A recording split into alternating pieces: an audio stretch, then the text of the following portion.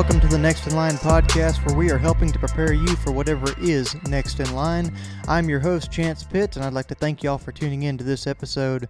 Guys, so as always, a little bit of housekeeping before we get started. If you find some value in this episode, if we say some things that you like or make you laugh or make you think about the things going on in your life and how we can help develop them, please make sure that you're sharing this podcast and sharing these episodes with somebody that's like-minded or somebody that you think can benefit from the information that we are sharing. As always, again, guys, you can find us at Next in Line Development on Facebook, Instagram, and Twitter. Then also, exciting news, we've got some podcasts posted to Spotify as well. You can go on there and leave us a review, check out the podcast, see what you think. That's going to be the number one avenue right now until I get Apple Podcasts set up, which I am working on as well. It just takes a little bit of a waiting period with that. But guys, now that the housekeeping's out of the way, a little bit of a personal update for me. I think I'm working through day 46 of 75 hard. Still fighting a little bit of a calf injury, so I'm doing some walking, weighted walking for my cardio in the afternoons, and I am also doing my weightlifting regimen. Today was upper body day. Had a really good lift session this morning and drove to College Station for work. So it's been a pretty good day rolling into this New Year's Eve weekend, I guess you could say. But today what I wanted to talk to y'all about is building a culture of success in whatever you're involved in. In most cases, and in the application I'm going to talk about today specifically, it's in a business application. But this is something that you should be trying to do in your family, in whatever organizations that you're involved in outside of work, and definitely in the workplace. You can do this whether you're a leader, or you can do this whether you're just somebody working within a business who wants to just contribute in a positive manner to the culture and the success that the business has going. So with that, the story I'm going to tell y'all today involves my time spent at the heavy equipment dealer that I worked for in Southeast Texas. So I spoke a little bit about that on the intro podcast. If you didn't catch that, make sure you go back, give it a listen, let me know what you think. It'll give you a little bit of an overview into the Next in Line movement and what we're trying to do, and also who I am as a person and how I got into personal and professional development. Well, as far as my career goes within the equipment industry, in 2019, I believe it was May, I started with this dealership down in Houston. I had just graduated from Texas A&M. I started out as an inside sales rep, and I was very eager to get into the industry, very excited. It was a good schedule, it was a good paying job to start out, and especially coming straight out of school.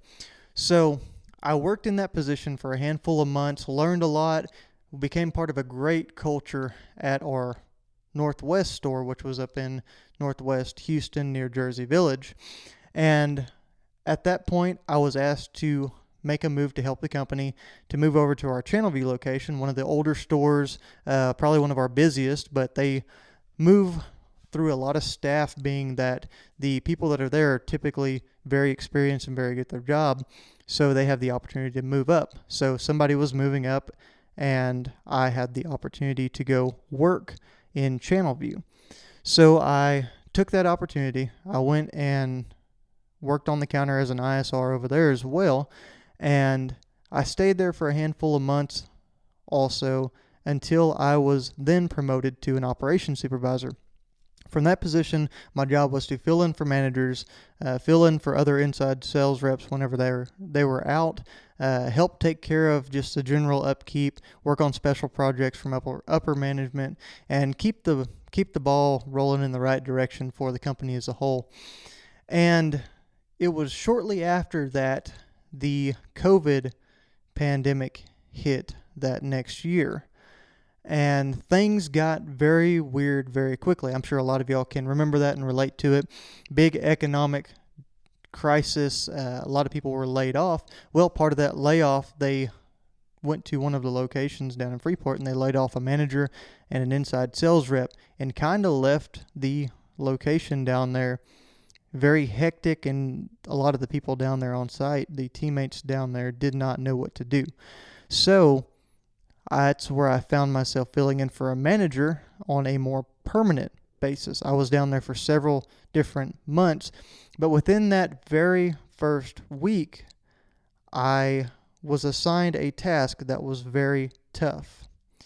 So I was down there, didn't know anybody from Adam, didn't have a grasp as to what was going on just yet. I knew a base of what to do, how to do it, how to perform a manager's job, and what was needed to run the daily operations at a survivable or minimum standard. So I stepped in and started doing that, at which point my mentor and one of my now good friends called me. He was my boss at the time as well. He called me and said, "Look, there's another round of layoffs coming. I need you to select 4 more individuals from that team to be laid off by the end of this week."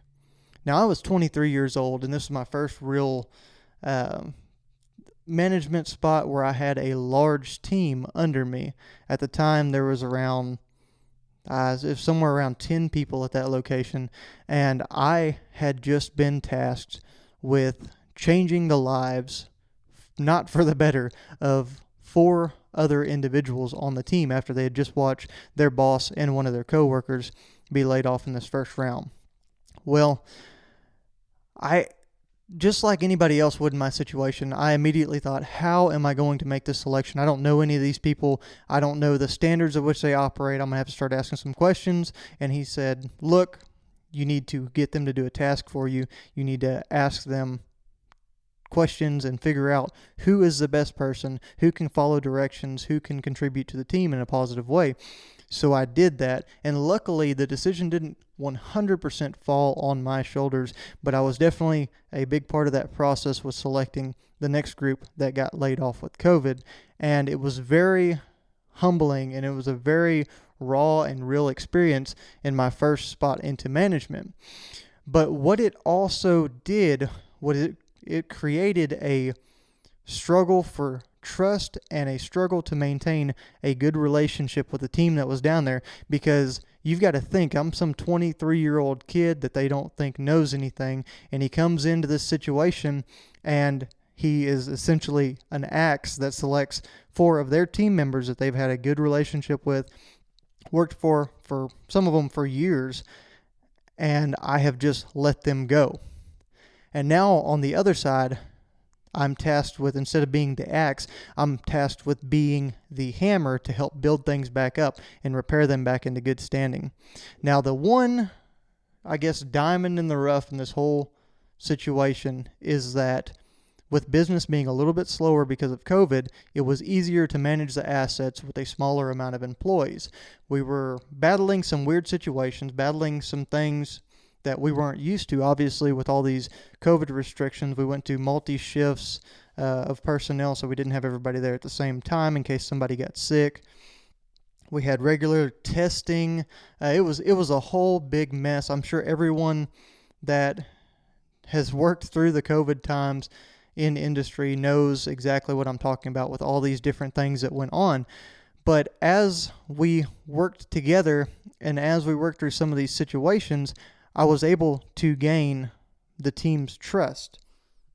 How I did that as a young 23-year-old in industry is I worked very diligently and very intentionally on creating that culture of success and that culture of trust, and it was a culture of mutual success. Everybody wanted everyone else to succeed every single day when we showed up.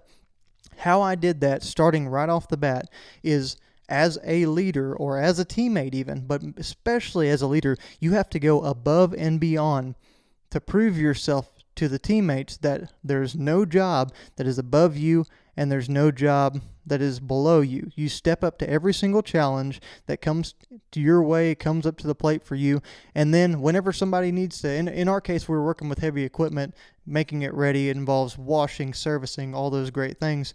Sometimes you got to dive on the wash rack even though you're wearing slacks, nice boots, and a collared shirt. You just got to get out there, get dirty and greasy, and show these guys, hey, I'm not afraid to work. I really care about this team. I care about solving the problems and reaching the goals that we have set for ourselves, and I'm going to do whatever it takes to achieve that. So as a manager, you've got to be willing to put it all out there and lead by example. So you've got to dive in to the process. There's another podcast I'm going to do here in the future that I've got planned that one of the big lines in it is process improvement is only process improvement while it's improving the process. If you're a manager, you need to dive in and get your feet wet. At some point, you're going to have to get your hands dirty, and you're going to have to be part of the solution, not just the planning. So as things progressed through COVID and as we got busier, we quickly figured out that we were shorthanded and we would not be able to hire anybody back in to be able to catch up because financially we hadn't fully recovered from COVID. So that became even more essential, my willingness to dive in, get my hands dirty, and be part of the team. And that goes straight into a point of the reason that you take care of people and the reason that you try to do what's best for your team every single day and build into the culture is not because you have to do that to be able to survive. It's not because you have to do that as a leader. It's your obligation, but it should be because you want to. If you step into a leadership role or you step into a role that deals directly with helping other people, you've got to be able to do what you can for them when you can do it. Sometimes that involves staying late. Sometimes it involves getting there early. It will change your plans a million times. It will frustrate you. It will frustrate your family, your spouse, whoever you had plans with, your friends. And it'll eat some weekends and evenings, but you've got to go above and beyond to make sure that your team and your guys know that whenever they need something or they ask for something, you're going to be able to give it to them if that's what needs to be done. Now, discretion needs to be shown in a lot of places there, especially as a manager with the power that you have, but you have to show up every day intentional and make sure that you're trying to make the best decisions for the team overall. Now, there's a million times during that span, it was several months while we were in this rundown old ratty building, all working out of just conditions that were much less than ideal. There was a million times that I didn't want to get there early. I didn't want to stay late. In my position, I technically had the opportunity to leave early so that I would get home at a decent time every day because, mind you, I lived in Northwest Houston at that time. I was commuting an hour and a half every single day to go down there and work, and then I was getting there early and working late on top of it. Now, I'm not asking for a cookie or a reward or anything like that. That's not what I'm after. I'm just telling you, giving you an idea of the dedication that you have to contribute to a team like this. So there are many, many times that I wanted to take the easy road out, or I wanted to duck out a little bit early or do this and that, but you cannot let yourself do that. You got to stay disciplined, and you've got to make sure that you are contributing to the team however you can. So, guys, there are 1,000,001 times as a manager that I failed whenever I was learning. I stepped into that role and I made mistakes. I screwed up time. I had to run up to headquarters and pick up checks for guys and go make it right by delivering a check by hand to them at their house. It's a role that you're not going to always be able to get it right, but where the culture of success and mutual success comes in is you are trying every day your absolute hardest to get things right so that you take care of your guys. And in return, or guys or girls or whoever, and in return, that team will take care of you in the same exact way. They will start to want to take care of other people. We were part of a bigger network with 13 other dealers just like us, and we were able to pull from inventories as well. So a lot of times, other stores would get a machine from us or we would get a machine from another store. So we had a standard that we upheld that we would not send a machine out that was not something we would send out for ourselves. We didn't want anybody else to run into problems or have hiccups because of something that we did. We wanted our name on it and we wanted it to be done right. So that's kind of a culture that we adopted down there, and it paid into the success across the board, and it actually got some other locations on board with that same attitude, and it saved us probably a lot of heartburn at the end of the day. So one of the biggest tasks that we undertook whenever I was in that position down there and leading into my transition to actually receiving the management promotion from an operations supervisor position down there, I was still technically an employee of the company as a whole that bounced around, not stuck to a specific location. But right before my transition, right before I received the offer to be a manager, we had to undergo a large move. Remember, I said we were in a rundown, ratty building with terrible facilities over there. I mean, there were snakes and there was rats. It was an amazingly weird situation down there. We'd find snakes and rats in the office. The AC went out several times. It wasn't the best situation for anybody involved, especially our customers. So we bought a location in Angleton. It was about 20 minutes up the road. There was 2 routes to get there, one very common route and then one back road that we moved a lot of the equipment on that I'm about to tell you about.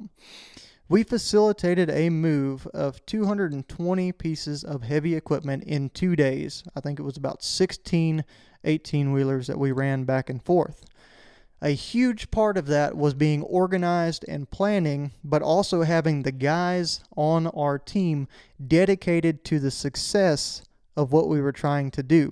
They had a culture that was super contagious. And what I mean by that is the first day of the move. So we planned the move on a Saturday and a Sunday. And we had drivers that drove 2 hours down south to come meet us, to help us out with this. And when they got there, they hopped out of the truck and said, we're doing one run. That's all we got time for. And then we're going home because we got to get our time reset for Monday. And I kind of looked at them and I said, why would you have come all this way just to do one run? But I let it go. I said, you know what? That's fine. We appreciate the help that we're getting. And we moved on. We got them loaded up, moved out. And then guess what? I had guys on the other side at the receiving job site, at the empty job site, loading and unloading. We had a team loading there, including myself. We had our inside sales rep. She was running paperwork, making sure everything was organized and all our shipping paperwork was in line for DOT. So we were running and gunning. We were running at maximum efficiency to the point of where I saw those guys and those trucks roll back in. And I was like, wait, I thought y'all guys had some other obligation or y'all had no time to do more runs. And they said, man, this has run so smooth and your guys are operating so fast and they want to get it done so bad that we got to stick around and help out. And they did. They stuck around all day. They didn't come back the second day because they didn't have time. Their other obligation took them. But because of the culture of success that we displayed and the contagiousness of that positivity, we were able to retain drivers who moved no telling how many more pieces of equipment. Between the two of them, probably 20 or 30 more pieces because they had dovetail trucks that we could stack multiple pieces on. So we set that example and we held the standard to everyone that was there, and we acted however we could for people that showed up to help us, however we could in a positive manner, so that they knew we weren't messing around and we appreciated what they were doing for us. It was a huge success, and the whole event, we got 220 pieces of heavy iron moved in 2 days, which is insane. That's anything from a 10,000 pound mini excavator all the way up to, I think our biggest unit was an 80-something thousand pound large excavator, plus a couple off-road trucks and things like that. Just large construction equipment. If you're not familiar with it, we're talking oversized loads on 18-wheelers. It was a fantastic move, but it would not have been achievable in those 2 days. It would have bled into the next week and probably the next weekend had we not had that attitude about us and had we not made it easy and contagious for those 16 different truck drivers to come over and jump into the plan and get involved. So then, guys, another thing I want to talk about is once we got moved over there, things were better. We had a better location. We started to pick up revenue just a little bit, got a little busier, but we ran into another downside at that point. If you think about it, we had cut our staff so hard, and we had guys that were getting stressed out or had personal issues come up. We had a couple more guys leave during COVID because of things that were related across the board, and we dwindled down to a very, very slim team of technicians, inside sales reps, and we were already very shorthanded in the driver front as well. So what we had to do was we all had to get involved and we all had to play our role to the best of our ability. And then we had to figure out how we were going to build our team back once we finally got the ability to hire in a couple of employees in a way that was going to be conducive to the successful culture that we wanted to build back there that we already had and we wanted to maintain. So that brings me to my next point of there's a saying that people said, and I heard it a million times whenever we were trying to find people: warm bodies are better than no bodies. And that is dead wrong. No bodies are better than warm bodies. And what I mean by that, and what the expression says, is somebody with a warm body is there. They can at least turn wrenches. They can at least get their hands dirty. It doesn't matter if they're good or bad. We just need some help to keep production along. Well, no, because you start to destroy the culture that you've worked so hard to build and the culture that you've worked so hard to maintain. And it doesn't make any sense to bring somebody in that's not going to fit into that groove. You've got to build back stronger. And you've got to get people into the team that are going to contribute to the overall goal. So that's a huge part of the equation that we dealt with as we started to try to build that team back. And we all had to pick up slack. There was a lot of late nights still. There's a lot of early mornings with our team, not just myself, but across the board. We had guys in the field and we had guys in the shop that were really struggling to keep up. They did a fantastic job and they worked their tails off and they never complained about it one bit. But as a whole, we did struggle during that time, but we all understood and agreed that we needed to have people come in that were going to be present and productive to our overall goal. And that's one thing I want to step back real quick. That should be something you're doing every single day in life, not just at a location where you're working or in your business or whatever, but with your inner circle, with your organization, even with your family. You should have people around you at all times that are productive, that are paying into the things that y'all are trying to achieve. If you don't do that every single time, if you don't do that with every group of people you surround yourself with, you're going to fall into that law of attraction situation where losers attract losers. You're going to lose the culture that you've worked so hard to maintain. And having a culture of success is something that is incredible. It's indescribable how much it will benefit you over the long run if you have people that are willing to grow and want to grow with you. So, guys, that is one of the biggest things I can say about this whole situation is culture is the biggest and most important factor. It's a make or break factor for companies. And I think across the board, there's a lot of big companies that are losing their culture of success, and they're losing that motivation within their teammates because they're making small decisions that show that they don't necessarily have the best intentions in regards to their workers in mind whenever they make their decisions. And when a team knows that you care about them, when a group of people genuinely know that you want what's best for them and you have their best interest in mind every single day, they can and will move mountains for you. But if that team loses that touch, if they lose that sense of investment, then you're in a very, very tough spot. Same thing with a family, same thing with your organization. That's probably one of the biggest downfalls, and that's why leadership and who is in charge and how they act towards their people is just so vitally important. So as we come to a close here, I want to ask you a question. Now take a step back and think about your family, think about your organizations you're a part of, think about the friends group that you have, the business that you run, whatever it is that you're doing, especially if you are a leader within that group. What are you doing to ensure that you don't lose your team's commitment? And I'll give you a hint. You don't dare say that you're going to throw them a damn pizza party. Guys, thank y'all for tuning into this episode of the Next in Line podcast. As always, you can track us down on Facebook, Instagram, Twitter at Next in Line Development. You can also visit us on the site and check out the things we've got going on. Shoot us an email or a message, nextinlinedevelopment.com. Guys, check us out. Leave us a rating on Spotify. Let us know what we're doing well. We'll let you know when everything's posted on Apple Podcasts. But guys, always make sure you're prepared for whatever is next in line.